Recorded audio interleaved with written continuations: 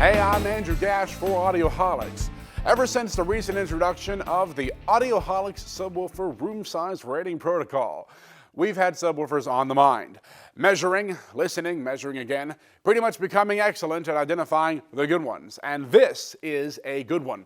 And I don't say that lightly because, unfortunately, RBH Sound is not a company that people readily associate with good subwoofers. Speakers, yes, but subwoofers, not so much. But their new front-firing, bottom-ported sub, the SX-12, is really impressive. Is this the sub that brings RBH Sound into the mainstay of bassaholics everywhere? Well, you're going to have to wait for our bench test to find that out. For now, this is a beautiful product with curved sides that gives it a modern, stylized look like the rest of the SX series. And it has a back panel with premium connectors and also a balanced XLR input and output. In addition to the XLRs, the sub also has an unbalanced LFE in and out, as well as stereo line inputs. A variable crossover lets you sweep between 40 and 150 Hertz, and you can adjust the phase from 0 to 180 degrees.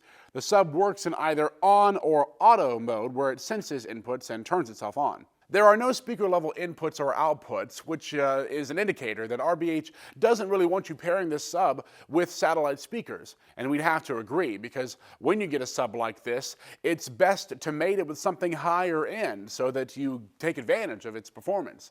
And now, internally, the sub is only moderately larger than the 350-watt powered 12-inch aluminum woofer that dominates the front. In terms of frequency response, it's rated down to 27 Hertz, but it doesn't drop off the cliff at that rate.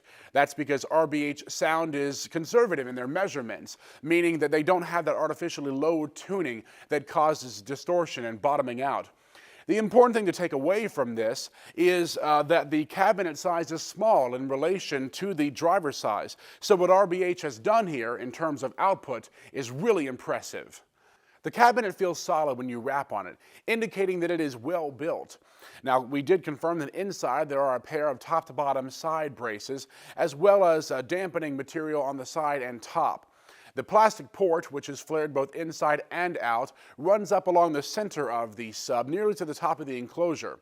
Taking a look at the linear amp, you can tell that RBH meant business. There are no cheap parts to be found. The entire amp is well made, and it's not going to peter out when driven hard, a fact that we proved during testing by pushing it to its limits. There's a lot to like about this subwoofer from RBH Sound. It's musical, it doesn't sound one-notey. It's extremely powerful and is even capable of filling a larger room with plenty of impactful sound. And it's also good looking. You know, it's hard to make a big black box look good, but we think they pulled it off and that it's worth every penny of its $1,100 price tag. They've engineered a lot into this product, that is for certain. It's easy for us to put our stamp of approval on it and say that you should definitely take a look at this product.